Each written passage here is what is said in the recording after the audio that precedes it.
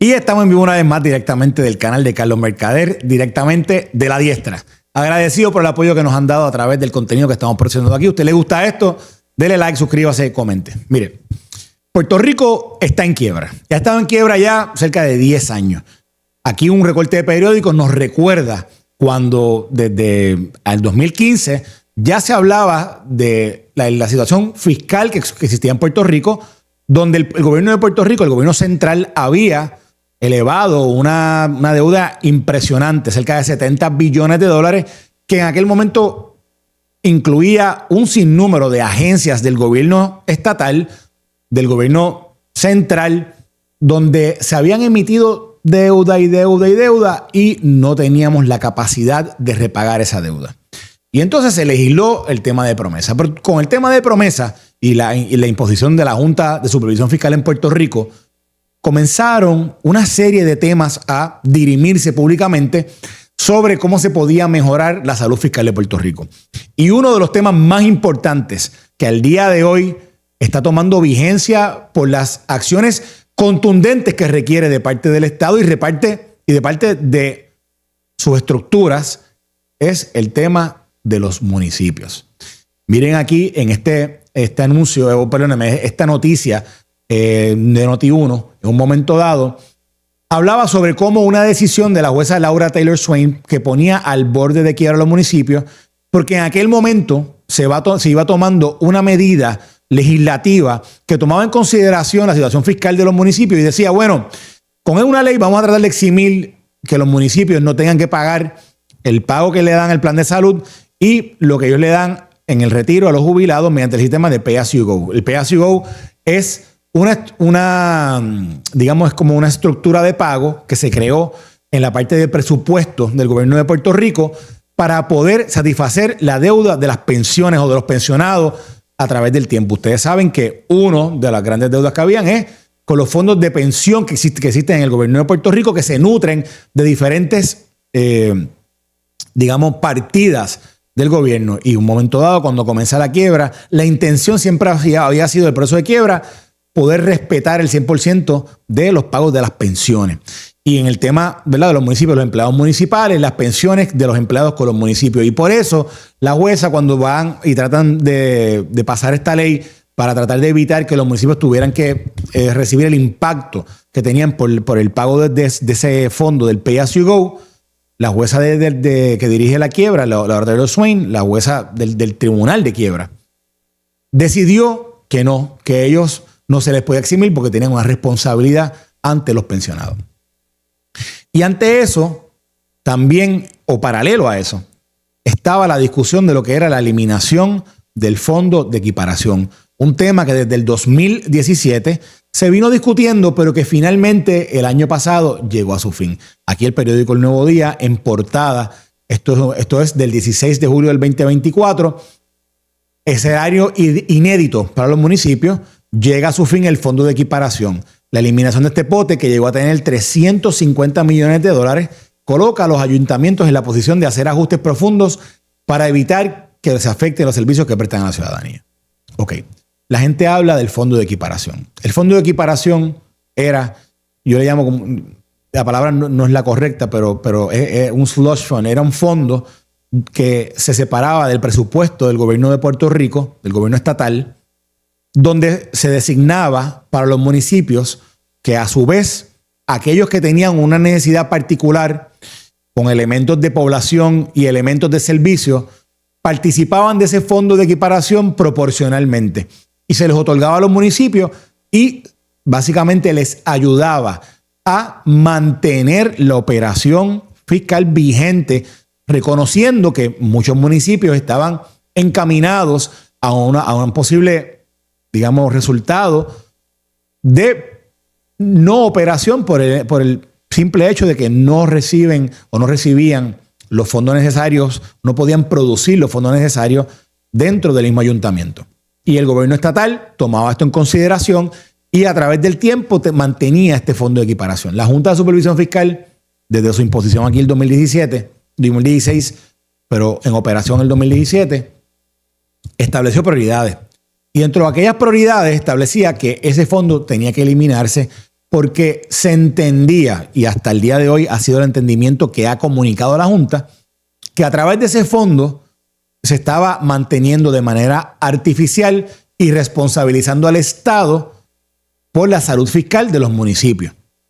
Y esto, como les estoy diciendo la fecha, es bien importante, 2017, porque al día de hoy, 2025, es ahora, hoy, que los municipios están sintiendo o van a sentir el impacto de lo que realmente es la eliminación de ese fondo, más la extinción de unos fondos federales que por los últimos 4 años o los últimos 5 años le han permitido a muchos municipios mantenerse a flote y mantener a flote la salud fiscal de los mismos. Entonces, se presenta una realidad que, si bien es cierto que ahora es cuando realmente se va a sentir, ahora es cuando realmente se va a ver, se viene anunciando hace mucho tiempo. Es como aquel cuento, la crónica de una muerte anunciada. Es algo que se venía hablando, que se venía discutiendo en algunos momentos por diferentes razones. Algunos políticos se han opuesto a diferentes medidas que se habían propuesto. Pero vamos a hacer un recuento de reacciones que, de alguna manera, alcaldes o personas del mundo político habían tenido ante estos temas. Por ejemplo, aquí está, en este caso, la alcaldesa de Loíza. Aquí está Julia Nazario, donde ella reacciona a esta eliminación y decía, ante una nueva realidad, los municipios, al llegar a su fin, el fondo de equiparación, hay que vivir con lo que tenemos. Decía, la eliminación de este pote coloca a los ayuntamientos en un escenario inédito que exige ajustes profundos para evitar que se afecten los servicios de la ciudadanía. Y recalco ahí donde dice ajustes profundos. Y dice, el fondo de equiparación, un pote de dinero que por décadas nutría las arcas de los municipios y era distribuido mediante remesas por el Centro de Recaudación de Ingresos Municipales, el CRIM, llegó a su fin en junio y a partir de este año fiscal, los alcaldes deben adaptarse a esa nueva realidad. Eso es una de las reacciones. Ahí estaba Julia Nazario, porque Loíza es uno de esos municipios que se impacta de una manera más profunda, de una manera mayor, por la eliminación de este fondo. Y si bien es cierto que esto es algo que se venía discutiendo desde hace mucho tiempo, la realidad del caso es que se han tomado algunas medidas para tratar de que de algunos fondos que el Estado puede proveer, los municipios mantengan esa salud fiscal o por lo menos la vida fiscal. Y la Junta de Supervisión Fiscal, junto con la legislatura y el gobierno de Puerto Rico, el año pasado, lograron identificar una cantidad de fondos que los municipios, por necesidad y a través de una requisición, podían pedir esos fondos y podían allegarse a, digamos, la operación de ese municipio cierta cantidad de dinero. ¿Qué pasa? Es una cantidad mucho menor a lo que originalmente tenía el fondo de equiparación, que como vieron en un reportaje, decía que llegaba hasta los 300, llegó en algún momento a los $350 millones. En este caso se habla de que este fondo tiene unos 40 y pico millones de dólares y los municipios todos pueden participar de él en la medida que demuestre la necesidad en áreas particulares.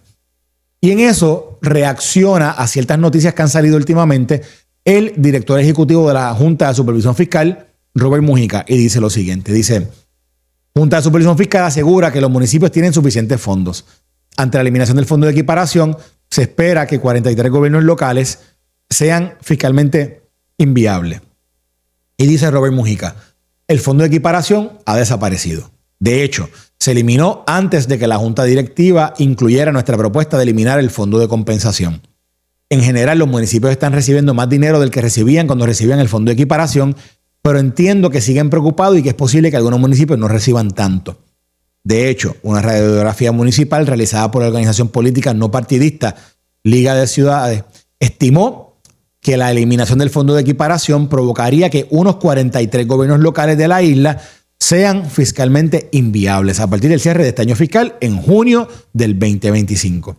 Si hay 9 municipios que no podrán operar, no lo sé. No he escuchado el número 9 o quiénes son específicamente.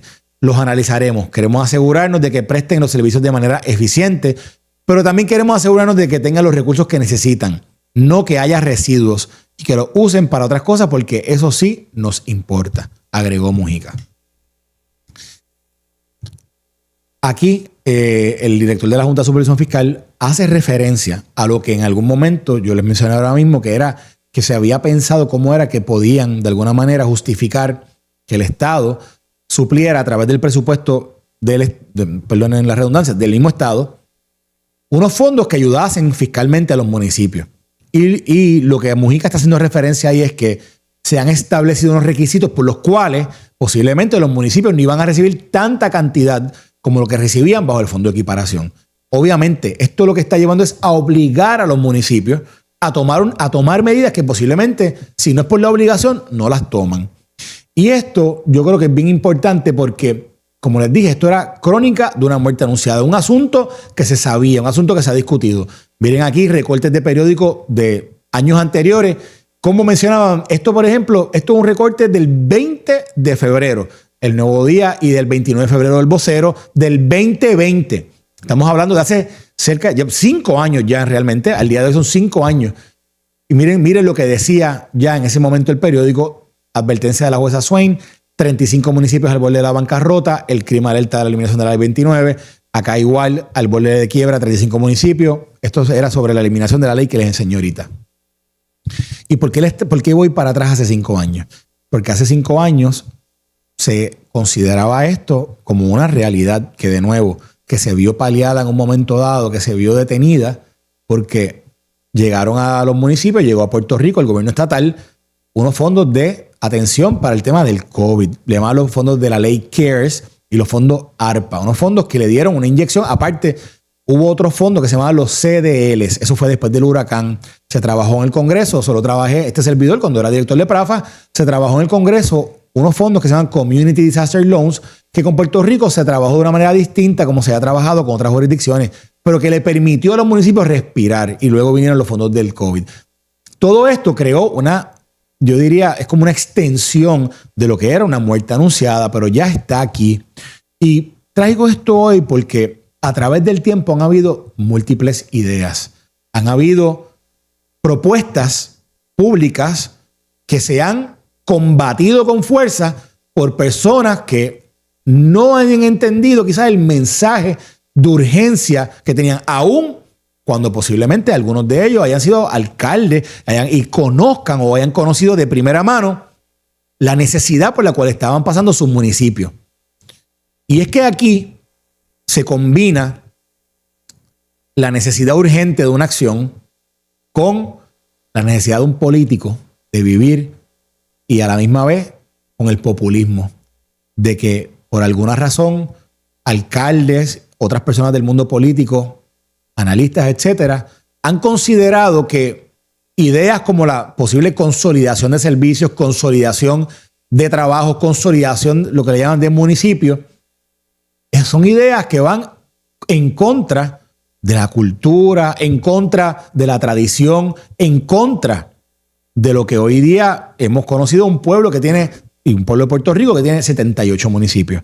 Y en contra de lo que posiblemente pueda sentir, el orgullo que pueda sentir quizás un loiseño, como en el tema de Loíza, o el orgullo que pueda sentir una persona que viene de un pueblo como Las Marías, que tiene sus situaciones fiscales, un pueblo como Maricao, que tiene sus situaciones fiscales, un pueblo como Comerío, que está al borde realmente del cierre.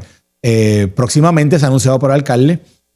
Y entonces se resisten a tomar medidas que se sabe hace mucho tiempo. Aquí el periódico, esto es una noticia del periódico Metro, donde en algún momento se resucitó por diferentes políticos, en este caso por un legislador, la idea de la consolidación de municipios. Y hablaba sobre la propuesta de la fusión de municipios para ahorrar sobre $500 millones al erario. En esa pieza legislativa se hablaba de suprimir cerca de 50 municipios. Esa es una idea que no prosperó, obviamente, legislativamente. Y yo diría que no prosperó aún cuando salían noticias como esta, que dice 96% de los municipios en Puerto Rico presentan decrecimiento poblacional. Estos son datos del censo del 2023, donde proyectan lo que es posiblemente el peor problema social y fiscal que tiene Puerto Rico, en la medida en que la baja poblacional imprime en los gobiernos municipales una carga adicional cuando no hay actividad, digamos, actividad que produzca para el erario municipal fuentes de ingresos. En la medida que un pueblo, vamos a usar Cuamo, en la medida que un pueblo en la ruralidad como Cuamo, su baja poblacional cada día es más, los nacimientos son menos que los decesos, que cada día más la población aumenta de edad, que los que se quedan en los municipios como Cuamo u otros, usa Cuamo por un ejemplo, pero que las personas que se quedan en esos municipios son personas de mayor edad, requieren más servicios digamos, en servicios como amas de llave, etcétera. Pero no tienen necesariamente personas en la edad productiva que le pueden traer al municipio actividad económica o aumento en los recaudos del municipio. Y esto, que de nuevo que se sigue viendo, aún viendo la realidad, todavía estas ideas no percolan o no han percolado con la profundidad o con la seriedad que deberían haber preocupado. Otra nota, por ejemplo, esto fue también del año pasado, donde 5 Millas hacía un reportaje sobre el tema fiscal de los municipios y decía, más de la mitad de los municipios operan con déficit. Y es que entonces, todas estas notas lo que han planteado a través del tiempo es que realmente, de una manera, yo diría, hasta a veces hasta medio irresponsable, no se han tomado las medidas correspondientes para realmente paliar esta situación que está en nuestras manos. Y está en nuestras manos y va a ser posiblemente el issue o uno de los issues más importantes que va a tener el gobierno actual, porque obviamente los municipios son una pieza importantísima de la operación y de los servicios que recibe el pueblo de Puerto Rico. Usted y yo, cada vez que le recogen la basura 1 o 2 veces semanalmente en su casa, cada vez que usted ve una carretera para llegar a su hogar que está pintada, que está iluminada, etcétera, en muchas instancias son trabajos del municipio. Y si no lo fuesen, yo creo que hay una alternativa o hay alternativas donde los municipios pudieran buscar la manera con el Estado de que esos servicios que se proveen directamente a la población sean provistos por el municipio con la asignación debida de fondos. Pero no es regalar los fondos por regalarlos, es regalarlos para que los servicios se puedan dar de una forma mucho más directa como realmente los municipios pueden hacer. Pero la pregunta que todo el mundo tiene que hacerse es, aún así, ¿realmente necesitamos 78 municipios en Puerto Rico? Y la respuesta es que no necesitamos 78 oficinas de colecturía en Puerto Rico, no necesitamos 78 departamentos de desperdicio sólido en Puerto Rico, no necesitamos 78 departamentos de recreación y deporte en Puerto Rico a nivel municipal, no necesitamos 78 policías municipales, no necesitamos tampoco 78 oficinas de recursos humanos en Puerto Rico, no. La realidad del caso es que, si bien es cierto que en la posible consolidación, muchos de estos servicios de lo que estoy hablando ahora mismo pudieran darse a nivel de condado, a nivel de, yo no sé si llamarle condado, a nivel de consorcio, el nombre que usted quiera, pero pudieran darse si se dan desde un lugar central para toda una población y todo un área que pudiera conllevar varios municipios, que pudiera comprender varios municipios. La idea no es necesariamente que la gente de Loíza no se puede llamar loiseño, o que la gente de Las Marías no se puede llamar marieño, o que la gente de Moca, Mocano, como sea, yo ni sé cómo se dice la gente de Moca, pero, y perdonen a la gente de Moca que nos ve, pero lo que quiero plantear es que la identidad de un pueblo, la identidad no se va a perder porque de alguna manera se trabaje de forma inteligente, de forma eficiente en identificar aquellas áreas que le puedan ayudar fiscalmente a un municipio cuando se consolida, cuando se trabaja en conjunto. Y alguien dirá, no, lo que pasa es que quizás eso no ahorra tanto. Bueno, pero ahorra, crea eficiencia, es una idea. Si no, ¿qué otra idea estamos asumiendo? O estamos nosotros aquí tomando como cierta, que no sea la que vamos a donde la Junta de Supervisión Fiscal a decir, denos más dinero. O que vamos a la legislatura a decirle a los presidentes del Senado, al presidente de la Cámara, denos más dinero. A la gobernadora, denos más dinero. Aquí, idea, por ejemplo, en un momento dado, en el 2018, cuando el gobernador Ricardo Rosselló propuso lo de unir municipios y crear el condado, a aquellos le dijeron que no. Es más, una de las personas que hoy día aspiró a la gobernación por el proyecto de dignidad, dijo, no, eso no es una buena idea. Ahora anda por ahí diciendo que sí. Pues qué bueno, qué bueno. Porque la realidad del caso es que ideas como esas son importantes. Y quiero entrar un poquito en lo que era ese modelo, porque ese modelo, miren lo que dice aquí. Decía, el gobernador Ricardo Rosselló presentó la propuesta de un nuevo modelo de gobierno que incluiría un sistema de condados como parte de una estructura autónoma de gestión de servicios al pueblo a nivel de todo Puerto Rico. Él destacó que la propuesta no buscaba consolidar municipios, sino consolidación de servicios que proveen los ayuntamientos y el gobierno central. Y dice, esto yo creo que es lo más importante que quiero recalcar hoy. En lugar de tener la estructura actual, proponemos que la función principal del gobierno estatal sea establecer política pública y fiscalizar, y que los niveles de condados y municipios sean los responsables de proveer la mayoría de los servicios. Según la propuesta, según reporte el medio, aquella propuesta buscaba ahorrar potencialmente $1 billón. Yo realmente, honestamente, estos números todos hay que revisarlos. Honestamente, estos números todos hay que identificar si realmente las diferentes, la propuesta que quizás en aquel momento estaba presentando el gobernador Rosselló o las propuestas que han presentado otros, si esas propuestas realmente van a lograr ahorrar la cantidad de dinero que se puede ahorrar. Yo lo que creo es que algo hay que hacer y las manos atadas no se pueden quedar y no se puede seguir quedando en la mentalidad esta de que, no. La muerte va a llegar pronto, pero no voy a hacer nada. Pues no, hermano, hay que trabajar y hay que identificar desde ya. Ahora estamos diciendo que en junio se acaba el fondo de equiparación, cuando acaba el año fiscal.